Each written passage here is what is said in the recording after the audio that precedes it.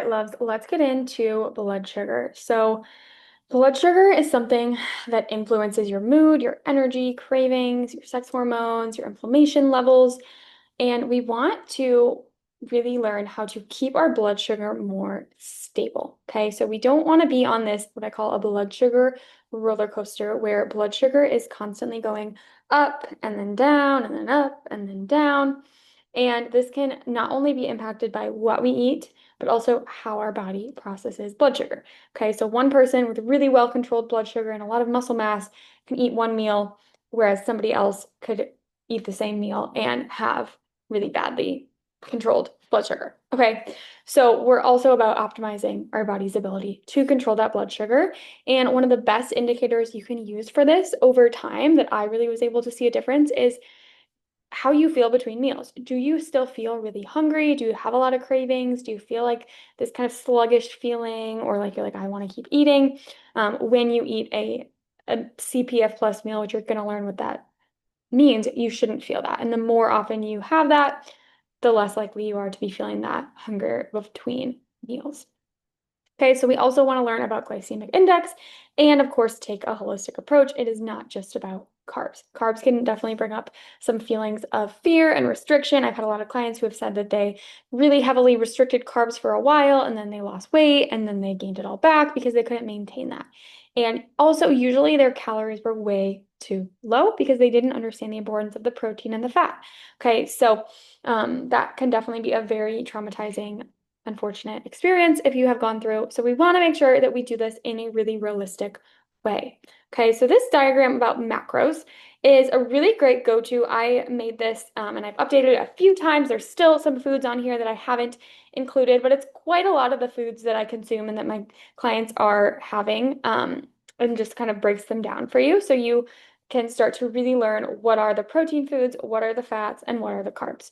Definitely, that is where tracking can be a really valuable tool to start to gain more knowledge about the patterns and start to have kind of this bank in your head of like, what were the meals that I ate and how did they follow the CPF plus and how did they feel? That's also why I really love my app, the Unfiltered Nourishment app too, because you can not only see all of my recipes that I have added in with this format, but you can add in your own and make your own library in there. So even if it is that you just like want to try a new recipe, when you put that in there, I want you to remember it so you can go back to it and you can use that again and you don't have to keep on tracking stuff over and over again.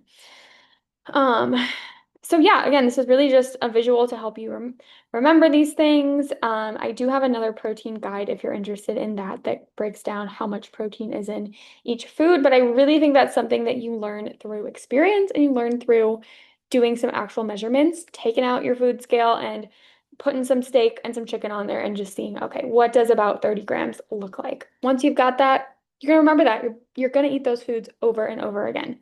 Um, Eggs are 6 grams of protein, and I don't remember exactly how much fat, but I think it's about 10 grams fat, something like that. Okay, so the CPF plus plate method, it's how I want you to start thinking of most of your meals, that you will have a carb, a protein, a fat, and the plus sign stands for a source of fiber. Okay, so fiber is going to come mainly from this, only really from this carb category. Okay, so fruits, vegetables, whole grains, nuts and seeds, those are going to have fiber in them. So the way I remember that is all of those things come from the earth, okay? They come straight from the earth. They don't come from an animal, right? They are a plant, okay? And it is recommended to have about 25 to 35 grams of fiber per day for women, even a little bit higher for men. So we definitely want to start learning what foods that you enjoy have the most fiber. Do you need a fiber supplement like psyllium or flaxseed? Okay, so the macronutrient needs vary per individual, per activity level. So for most women, though, I am recommending that they eat anywhere from 1,600 to 2,200 calories. And their protein intake usually looks like anywhere from 70 to 150. Okay, 150 is quite a lot, but I do have some that just feel really good on higher amounts of protein. Okay, so another thing that you want to remember is protein needs to be spaced out throughout the day. Okay, you're not going to eat all of that at once. That would be a ton of protein. Okay, so it needs to be spaced out throughout the day. Um, Fat intake is also really, really, really essential and so life-changing. Seriously, this will help you to feel so much more energy throughout your day. So it's not the type, it's the amount of fat that matters. Or it's the type, sorry, I totally just butchered that. It is the type, not the amount of fat that matters. Okay, so real whole food fats are the ones that we want to have the most of. And that can mean both plant and animal forms of fats. So animal forms of fats are going to fall mostly under this saturated and polyunsaturated category, whereas plant fats are going to fall under both monounsaturated and polyunsaturated. The one thing I really want to highlight on this page is the importance of bioindividuality and blood work. I want everybody who is not running blood work to just start out with being aware of fats and to start to limit their vegetable oils, their intake of omega-6 fats from vegetable oils, okay? If you can and you're able to get more omega-3s in supplements, in good quality fish, and also by getting more organic and grass-fed meats and beefs, that is awesome. If you feel like that's not a step you're able to take right away, that's okay. Apply all the other stuff in this ebook and you're still going to get so many benefits.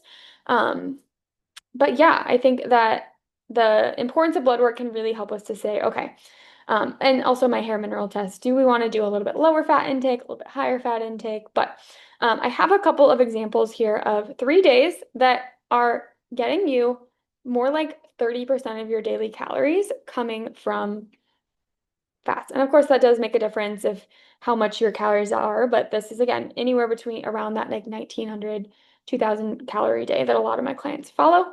So it's more than most people think of, right? You really need to think about this in every meal that you eat. Am I getting some healthy fats in there? Am I getting some fats? I don't even really love that term, healthy fats, but just whole food, real fats from plants and animals. Okay. Um, and then I have a little quick note on saturated fat that some experts still say saturated fat should be about 10% of your total daily calorie intake due to the impact on cholesterol levels. However, many women need to support the nervous system and progesterone production, and saturated fats, I believe, can really help do that. Genetics and other factors can also influence blood cholesterol levels more than just saturated fat intake. I've actually seen low cholesterol in the blood in some of my clients. So I don't worry so much about that exact 10% calorie intake, but more that we are optimizing body composition, thyroid health, and other things for cholesterol levels. Okay, so glycemic index is a term for how quickly a food or drink will increase your blood sugar. How quickly. So general principles of glycemic index, the more fiber you have, the lower the glycemic index of that food will be. So more fiber, the slower your blood sugar will rise, right? So consuming an orange juice glass, which has all the fiber taken out and is just the juice, will spike your blood sugar really quick compared to consuming a real orange will be a slower rise in blood sugar like that because it has that fiber. So sugary drinks tend to be really high on the glycemic index. And this does include sugary coffees, which I love myself a sugary coffee. But we just want to be aware of this, right? And work on making swaps, doing half the syrup, doing some sugar-free syrups, doing some decaf without caffeine and sugar some days, right? You can start to adapt these habits over time and be aware of how it's helping you, okay? So I have a list here of high and low to moderate glycemic index foods. By no means am I saying that we should not eat the things on the high side, but just to be aware, right? Like potatoes, for example, is one that I do commonly see the more I research, like it's on the high glycemic side, but I just find that a lot of people tolerate those really, really well. They have fiber in the skin, and they can be a really great way to help us get more variety of vitamins and fibers and consume a little bit less like bread and pasta, which can be even higher on the glycemic index. Okay, so like beans and potatoes, I think are a great alternative. Quinoa too, that are not quite as high and have extra fiber and extra vitamins and minerals still in them. But definitely everything on that low to moderate side is going to be a great option too. Okay. And a side note on this, I have had some clients who really liked using a continuous glucose monitor, which you can actually get through Stello is the site I've gone through. I believe it's like $99 for 2 or 4 weeks of monitors. And then you can actually see real-time data on what foods have a high glycemic index for you, because it can unfortunately be personalized. I wish that there was a one size fits all approach for this, but there really isn't. And so, especially if your labs have shown some dysregulation, you might want to try that out. It's something I'm also wanting to try myself at some point for just seeing like what breaks my fast and what doesn't. But yeah, so okay. Fructose and glucose are one other important term to just note when it comes to blood sugar. Fructose can have some additional risks, especially for those with PCOS, liver, like non-alcoholic fatty liver, people who are trying to lose fat. We want to be mindful of things that are high in fructose and make sure we are not overdoing it. So, fruit juices, dried fruit, agave, honey, and high fructose corn syrup. I want you to make sure that less than 10 grams of your sugar is coming from fructose and that you have less than 25 grams of total added sugar in your day. It is realistically doable. I do believe that. And you can be including things like whole fruits to get real fiber and carbs along with some of the sugar. But it shouldn't be the added sugar in fruits is not does not count. So if you eat an apple, that's not going to have any added sugar compared to if you eat something like an apple flavored, I don't know, frittata or apple flavored scone that may have apple flavoring and honey and things in there, right?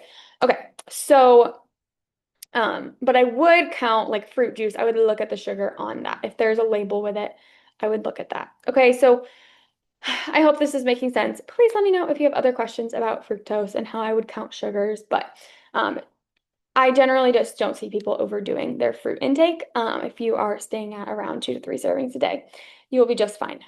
So some fruits do have a little bit more fructose. I don't really, again, worry too much about these, but mangoes, bananas, apples, watermelon, grapes, we just don't want to be having like 5 mangoes and 5 bananas a day. That is going to be too much.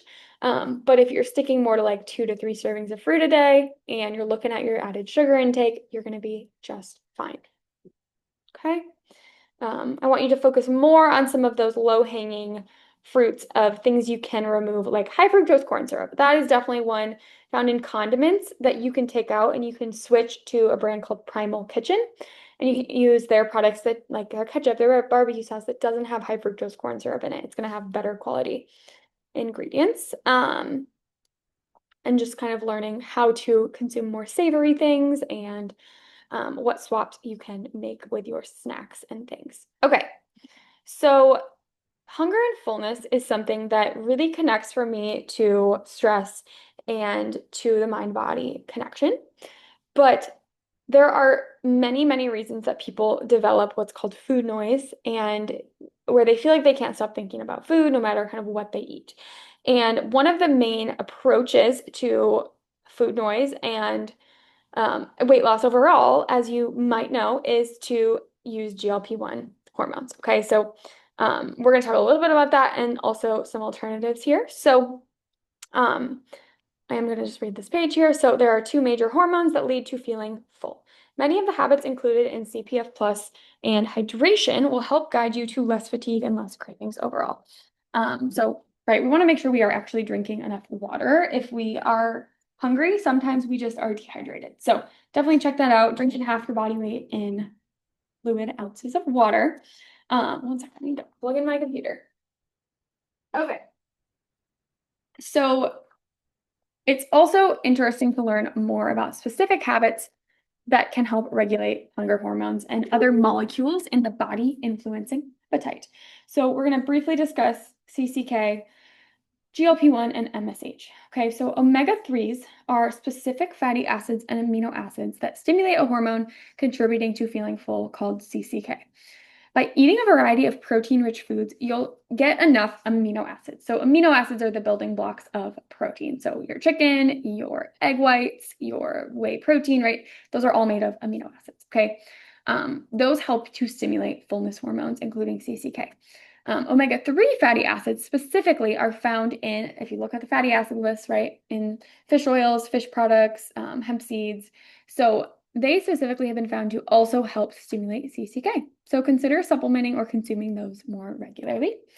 GLP-1, so glucagon-like peptide agonists, lead to decreased appetite by slowing down how quickly food leaves the stomach and moves through the intestines. They stimulate specific mechanoreceptors in the gut, as well as brain mechanisms that suppress appetite. These peptides are created in the body and have little long-term side effects. In fact, they can benefit the heart, kidneys, bones, and muscles. Tea, specifically green tea and yerba mate, as well as fiber, protein, can promote low levels of GLP-1 production after being consumed and help you to feel less hungry. Also, on the next page, I'm going to talk a little bit about herbs that can help to replace GLP-1 medications or help you in transitional times off of those if they are something you have utilized, okay? Because we always want to understand what any tool we are using, like a GLP-1 medication, is actually doing in our body. So we know what could be some side effects coming off, what are some of the things we should be aware of, and how do we overall optimize our health while we use that tool. Okay, the last one is sun. So MSH is a molecule that also reduces appetite. We stimulate this molecule through ultraviolet sunlight to the eyes. So stimulating MSH leads to less hunger. This is partly why people in cold climates tend to eat more in the winter. Sunlight into the eyes early in the day is so important. Okay, so this is another reason why I love to encourage clients to get outside early in the day when they can, go on walks, get some morning sun exposure, just get outside as much as we can. And I actually don't know how windows can kind of influence this, if that changes the mechanism, but I would say getting outside is best because it'll really get onto your skin too, and you'll get more vitamin D. Okay, so the GLP-1 alternative that I was mentioning is called the mind-body GLP-1 system. I'm not going to go crazy far in depth into that right here.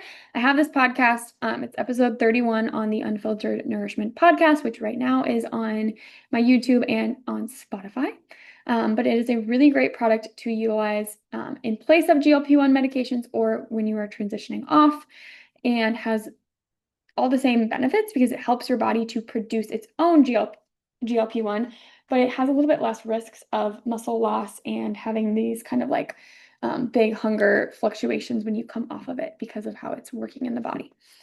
Okay, so let's talk a little bit about building nourishing meals. Okay, so by eating well, women take care of themselves on the most basic level, right? So eating can be such a sensory, pleasurable experience, and it can go so much far like beyond just what we're eating, but again, how we are eating it. Building meals into your life, eating meals with others, going to stores that you enjoy, preparing food in a calm way, that can all make your meals such a better experience. And specifically, I want to start with talking about breakfast. Breakfast often gets known as the most important meal of the day, which I would agree it is a very important meal.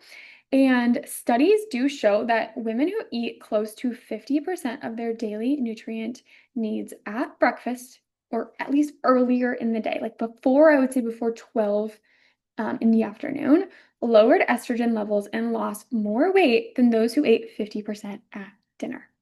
You may also feel best with a higher protein intake at breakfast and a slightly higher carbohydrate intake at your dinner. Okay, so this is one of those things that really takes some awareness and some consistency to see that benefit. But I have so many clients that just they don't make the time to eat early in the day. So they're eating a lot of their food in the evening. Okay, even if they're staying in this calorie range that we set, the timing of the meals can influence your hormones. It is so, so mind-blowing. Okay, so I teach some really easy habits that we're going to talk about to help you shift your food intake early in the day.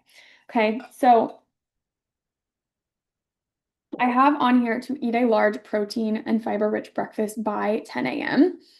I can even be, like I said, flexible with that, of like eating maybe 2 meals that are bigger by 12 p.m. or by 1 p.m., right? Just working to shift things earlier. If you can eat a big breakfast by 10 a.m., that's great. Some people do really notice that when they eat closer to the time that they wake up, within like 1 to 2 hours, it helps calm their cortisol.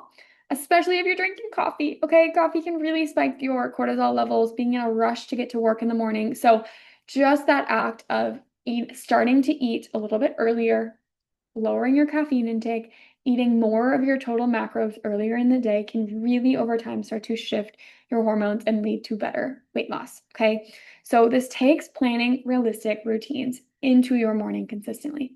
Okay. Over the years, I know for me, I've shifted jobs quite a lot.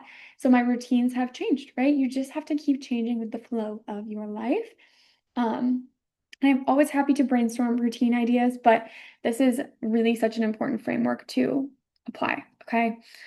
So, the breakfast builder I have here, this could really be applied to any meal, but I just decided to choose some more common breakfasty foods.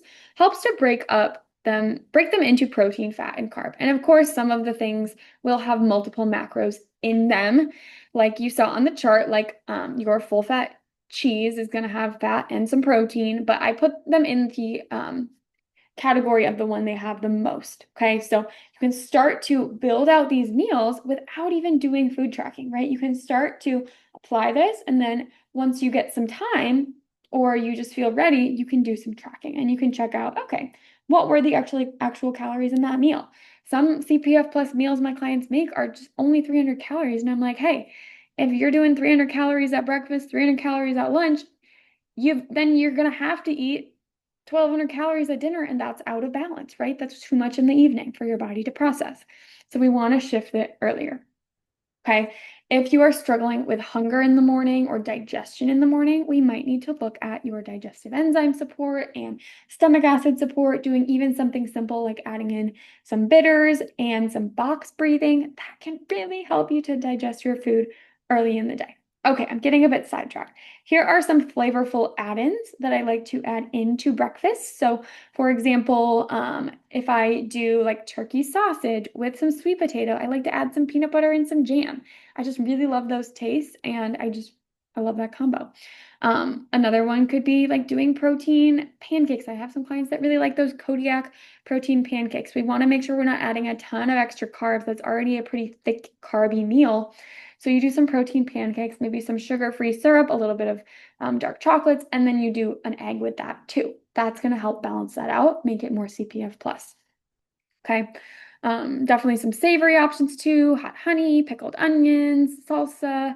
Some of these ones, again, you want to look at labels to see is there some fat in here or not? Because things like Primal Kitchen dressings, those have avocado oil in them. So they can kind of hit that fat category and you get that taken care of when you put that on there. But something like salsa is just vegetables. It has very little macros. It's just kind of some veggies and a little bit of carbs. Okay, so I have some examples these are not breakfast. These are obviously more of a lunch dinner option.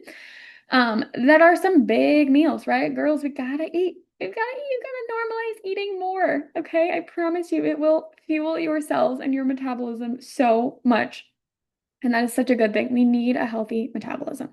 I love a good yogurt bowl. It's a great one that's really quick. Love something with eggs and adding some fruits, nuts. I love those. Okay, so I also did a rethink the classics especially for some of my moms who are making more kid-friendly types of meals. You can check this out, learn how to add some fiber and protein to things like pizza, tacos, pasta, mac and cheese, all of those things. Okay, I'm going to pause this one here and we are going to end with a little bit more in-depth functional nutrition stuff.